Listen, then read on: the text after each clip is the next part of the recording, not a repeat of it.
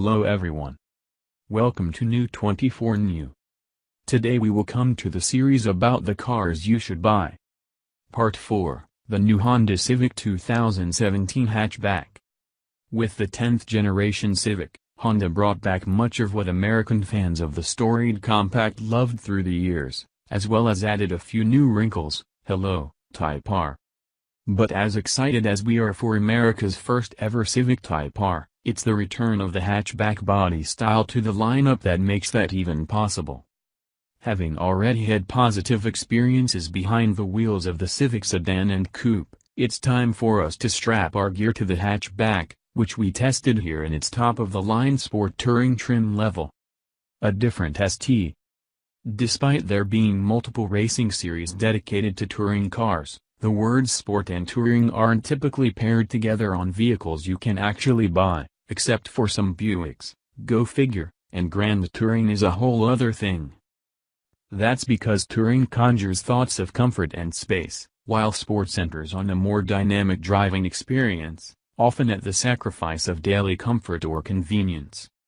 The Civic Sport Touring Hatchback manages to reconcile these seeming incongruities, however, combining fun to drive, comfort, ease of use, and practicality in one package. The Civic Sport Touring we tested, and the Sport, which offers a 6-speed manual unavailable on this trim, does not differ much at all in its chassis tuning from the rest of the lineup, as Honda is saving the significant handling upgrades for the C and Type R models. In fact, only two things change about the driving experience when the Civic goes Sport Touring or Sport. The steering, which has a barely quicker, 11.1:1 ratio versus 10.9:1, and its shoes. The Sport models get 18-inch rolling stock compared with the 16 inches on the LX and 17s on the X and XL Navi. All-season rubber is standard on all trim levels. 1.5 Alive. Under the hood of all Civic hatchbacks lives a 16-valve 1.5-liter turbocharged inline-4 engine. Although not required, premium fuel is recommended for the Sport and the Sport Touring, which both have upgraded NOx sensors. Honda claims the higher octane, as well as the center exit dual exhaust standard on the Sport and Sport Touring, will provide a tiny boost in power. Running premium, the Sport and Sport Touring with the continuously variable automatic transmission, CVT, make a claimed 180 horsepower at 6,000 revolutions per minute and 162 pounds-to-foot of torque from 1,700 to 5,500 revolutions per minute. Burning regular unleaded, the Turbo 4 paired with the CVT makes a claimed 174 horsepower and 162 pounds-to-foot at the same peak RPM, just as it does in the LX, X, and XL, which have the standard NOx sensor and single-pipe exhaust. Although we prefer a manual transmission for vehicles with the word Sport in their names, the CVT is the only option on the Sport Touring trim. However, Honda's CVT is one of the best currently on the market, and it is a willing partner in getting the engine to rev and is responsive to throttle applications across the rev range. In our testing, the CVT and Turbo 4 combo powered the car from 0 to 60 miles per hour in 6.9 seconds. Completed the 30 to 50 mile per hour dash in 3.9 seconds, and ran the quarter mile in 15.4 at 93 miles per hour. While there are many hatchback competitors to this Civic, there are two primary benchmarks, the Volkswagen Golf and the Mazda 3. We've awarded both of those cars with multiple 10 Best Cars awards for their superb chassis tuning, well-designed interiors, and practicality. In terms of driving feel, the Civic hangs in with those standard bearers, and it slightly bests them in objective performance. An automatic 2016 Mazda 3 hatchback went from 0 to 60 miles per hour in 6.8 seconds, and a 2017 Golf TSI we recently tested did it in 7.3 seconds.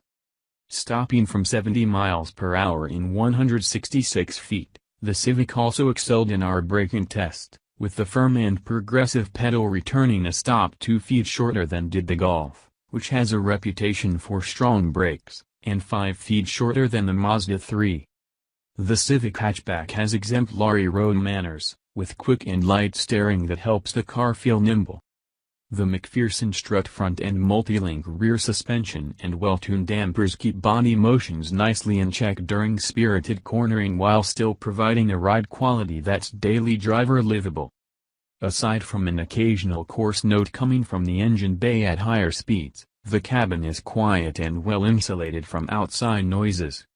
The EPA estimates the hatch Sport Touring should reach 32 miles per gallon combined, but during our drive time, it achieved only 27 miles per gallon.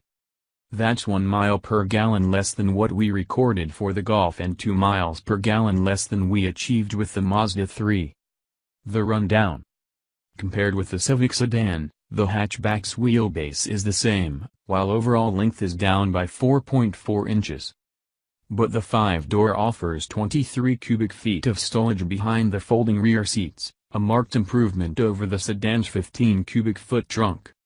Our car wore an MSRP of $29,175, with the major differences between the Sport and the Sport Touring being technology and interior upgrades extensive enough to warrant a price $6,200 more expensive than a CVT Sport. All Sport Touring hatchbacks include proximity entry and push-button start, as well as remote start, an 8-way power driver's seat and 4-way power passenger seat, and navigation with voice control. It also gets the Honda Sensing group of safety technologies, lane keeping assist, automated emergency braking, and adaptive cruise control. Plus moving guidelines on the backup camera display. LED lighting with automatic high beams, heated side mirrors with LED turn signal repeaters, and rain-sensing windshield wipers. This Civic also packs heated front and rear leather seats, a 12-speaker sound system, dual-zone automatic climate control, and a 7.0-inch touchscreen with Apple CarPlay and Android Auto capability. Inner thoughts. The cabin is well built, comfortable, and offers good overall visibility, but the interior's multiple layers, textures, and materials make for a somewhat disjointed aesthetic that might be an acquired taste. As might be the exterior styling. Many of us dig the racer mech meets practical box look, but we understand how it may be too much for some folks. That said, the Civic offers many of the small, practical items that mark modern Hondas, such as a configurable center console cleverly designed with multiple storage areas and smart organization. The placement of one of the USB ports underneath the center tunnel can make for an awkward reach, however.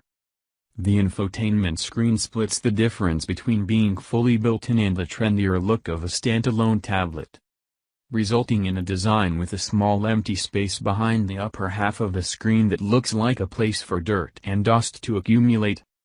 Operation of some infotainment functions is a source of frustration.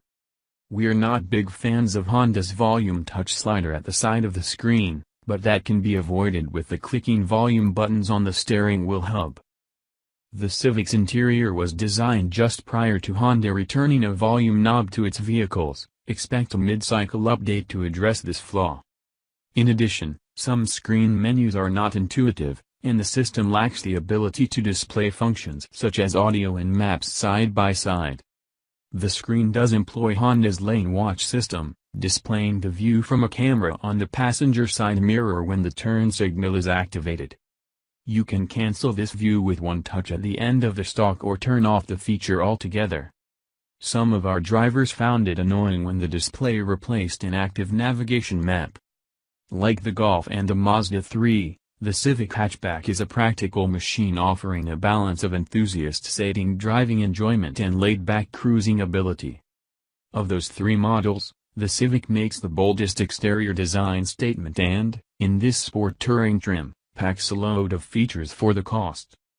Just a few points separated the three in our recent comparison test of manual transmission models, which the Honda won, providing further evidence that the Civic has its mojo back. Redesigned just a year ago, the 2017 Honda Civic has re-established its standing as a no-brainer choice for a small car. Think of it this way. Are you interested in impressive fuel economy and/or class-leading acceleration? Yep, the Civic's got that. What about a comfortable, Roomy interior filled with upscale materials. Check.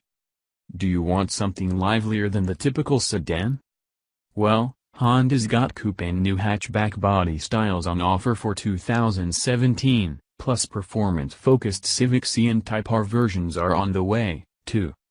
An excellent all-arounder, the newest Civic drives well no matter which version you pick.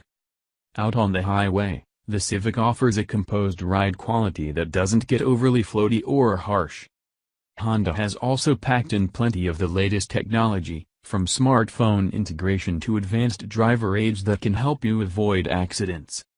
No matter how you look at it, the 2017 Honda Civic is one of the best cars in its class.